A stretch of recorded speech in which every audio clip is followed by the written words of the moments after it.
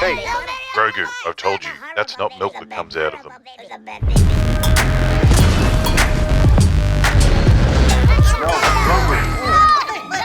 This video is brought to you by the #1 website builder, Squarespace. 7 years. 7. That's how long it's been since Lucasfilm put a Star Wars movie in the cinemas. 7 years to plan the grand return of one of the biggest franchises in entertainment history. And what did they come back with? The Mandalorian and Grogu. One of the worst names for a film ever. A film that makes you ask the question, why? Why not have Mando's story have some type of direction? Why not have Grogu grow up? Why not have the Star Wars universe move forward? Why not have anything, and I mean anything, new? Why not have any other characters from the series? Because if you're going to put in such little effort, why make this film at all? Well, we know why, don't we? It's about preventing another war. This isn't a film. It's 4 episodes of a streaming show wearing a long coat pretending to be a film. You can literally feel where the episode ending should be. Characters arrive on a planet, do a side quest, fight a creature, get on a ship and leave. At one point, I swear my brain expected a skip intro button to appear in the corner of the screen. This is the big cinematic comeback. Not a huge new Jedi story, not some massive old Republic war epic, not even a desperate nostalgia play with legacy characters. Nope. It's just the return of a show that already peaked 5.5 years ago. Because, let's be honest here, The Mandalorian is one of the weirdest examples of diminishing returns I've ever seen. We had Season 1, which made up for a lot of sins we were getting in the cinema. Season 2 was pure fan service cocaine. Everyone lost their minds when Luke Skywalker showed up for one scene, and that's where the Mando and Grogu partnership should have ended. At least for a little while. Then Season 3 happened and everyone said, I'm getting the fuck out. The ratings dropped, the conversation died, and the hype evaporated. So naturally Disney looked at this and went, you know what? You know what could save all this? You know what could save Star Wars? A theatrical release of the Mando and Grogu show. Brilliant strategy. How could it fail?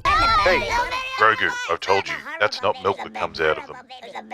The movie opens with an action sequence that immediately exposes the biggest problem with this thing. It looks like television. Not bad television, just more of the Mando series. The jump to the big screen should bring with it some sense of extra effort in the story, creativity and skill. This film is just the series shown on a really big TV. Let me compare a couple of scenes so you understand what I mean. This is a movie. New ideas, never seen before effects, large-scale imagery. This is a TV show. Nothing new, no advancement in visuals from what we've seen in the show, no imagination.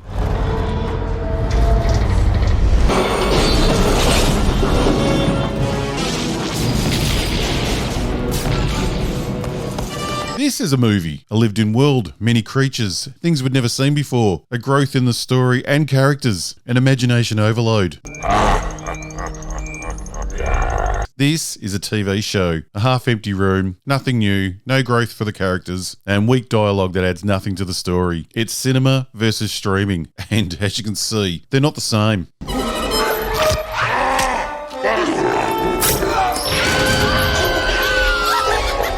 And the action scenes themselves are unbelievably repetitive. Mando runs around shooting things. He fights a monster. He fights a robot. Mando flies somewhere. Grogu does something cute. Just repeat that for 2 hours. There's no escalation. No massive standout set pieces. No holy shit moments. Every one of the action scenes feels repetitive because they're all shot with the exact same rhythm. This movie somehow manages to be loud and boring at the same time. I don't even know how you do that. Somehow that feels harder than making a good film. And can the shills stop screaming that this film is for kids? Because this movie has no idea who it's made for. Half of it is toddler humor where Grogu waddles around stealing food and making squeaky baby noises like a plush toy that'll be out just in time for Christmas. Well, the other half of the film is just standard generic sci-fi action, and none of it quite fits together. It's like Disney took 2 completely different demographics and smashed them together in a garbage compactor. It's complete tonal confusion and causes boredom for everyone. 1 minute there's a serious action scene, the next minute Grogu is doing baby talk.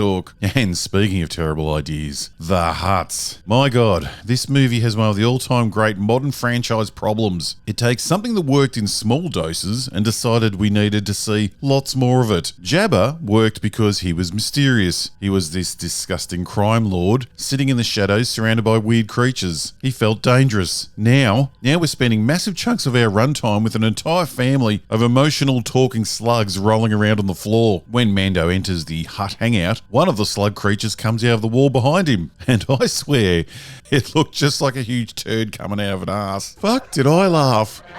Gosh, great. Sorry to the young kiddies in the cinema. They only wanted to see the puppet. None of them wanted to witness that. And we have Rota, the buff hut. I cannot believe this character survived the concept art stage. It looks like someone asked AI to generate a Jabba the Hutt on the gear who has unresolved daddy issues. And then they cast Jeremy Allen White to voice him, which leads to one of the funniest performances I've heard in years because Rota doesn't sound like a giant alien slug. He sounds like a guy named Steve from New Jersey. And the funniest part is Jeremy Allen White sounds completely disconnected from the character design. Like he recorded the role before anyone explained to him what a hut was. Nobody thought to tell him, sorry mate, but you're playing a 900 kilogram slug.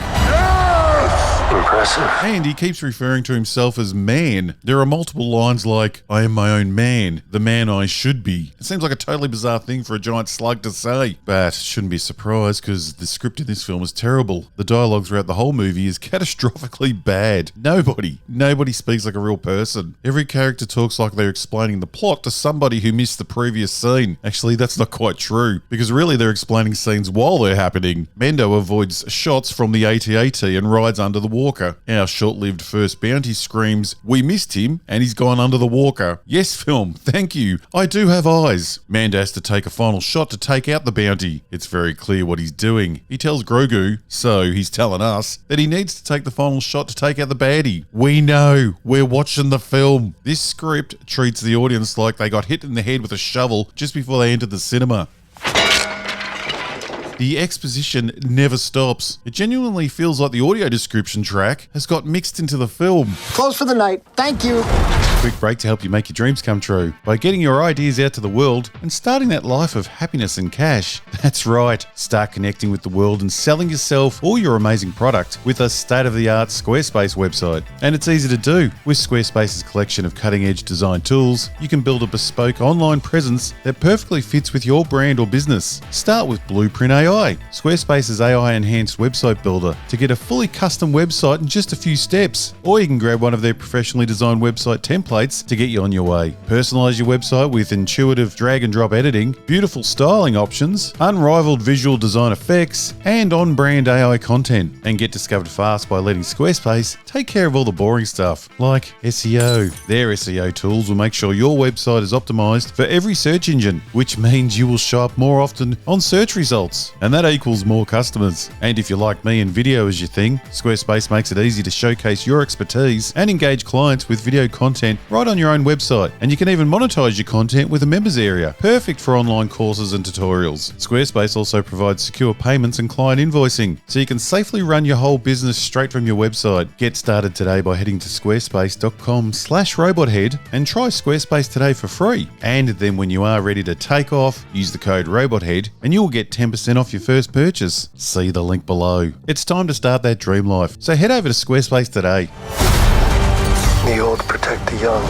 But my absolute favourite part is Sigourney Weaver as Ward, because she doesn't give a shit about this role. I've never seen Sigourney phone in a performance, but in this film it's collect call all the way. I think she was reading the script for the first time while they were filming. I wouldn't be surprised if they did a Brando and had Pedro hold cue cards for her to read. At one point she's coordinating a bombing run with all the energy of somebody asking a retail worker where the toilets are. I've never seen an actor put less effort into pretending that they care. Also in the bombing run is Dave Filoni, who's playing Dave Filoni. Now I get wanting to be in the Star Wars. I understand Jon Favreau getting into the Mandalorian costume, where he covered his face, so his presence wouldn't rip people out of the immersion. Dave Filoni doesn't give a fuck about that. He wants everyone to know it's Dave Filoni. I mean, the dude even wears his ridiculous cowboy hat. Who does that? Who doubles down on their own bad fashion choices by making a fantasy film set in another galaxy? The guy is such a tool. Even when George Lucas appeared in one of his films, they at least painted him blue. This guy shows up in a Star Wars movie he's making, dressed like a guy that's about to review barbecue smokers on YouTube. This bombing run is at the climax of the film, which is lacking any logic. The movie tries to manufacture tension with this bombing run countdown where Mando and friends are trapped and need to escape before everything explodes. Except having the old countdown clock doesn't make any sense, because there's no reason the bombers just can't wait. Sigourney and Mando are literally communicating with each other. One of the ships could have just picked them up. They could delay the strike. They could have done anything. But the movie desperately wants fake urgency, so everyone acts like they're trapped in a ticking clock scenario scenario, even though the ticking clock is entirely self-inflicted. It's such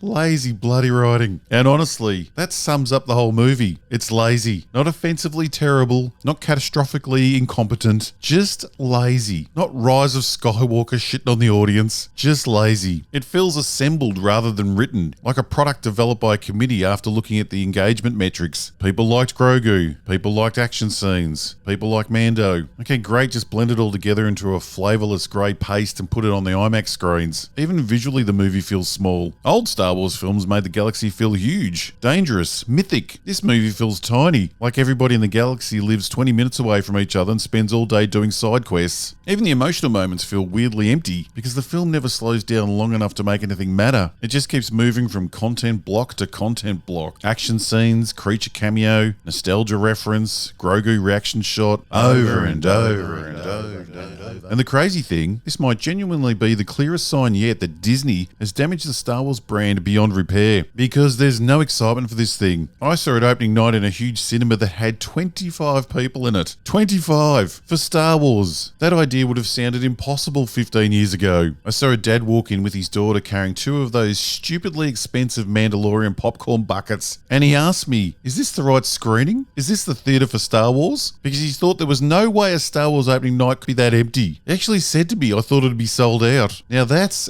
depressing. Star Wars used to feel like a global event. Now it feels like another piece of content dumped into the algorithm. And honestly, they should have just made this film season 4 of The Mandalorian, and it probably would have been fine. Not amazing, but fine. They could have stretched the material across the episodes. They'd have to add a stronger seasonal story arc, but they could have let their little adventures breathe. With a bit more effort, it could have been an alright season 4. As a movie, it completely falls apart because nothing about it feels cinematic. It feels more like old network television event programming, like the holiday special, or when the Brady Bunch went to Hawaii, or one of those weird 2-part specials where characters from 2 different shows would do a crossover, so the network could squeeze a little more life out of a dying show. Well, that's the energy here, not the return of Star Wars to the cinema. It's almost midnight and the countdown is on here at the Esquire Theater because at 12:01 a.m. Wednesday morning, the first official showing of The Return of the Jedi rolls onto the big screen.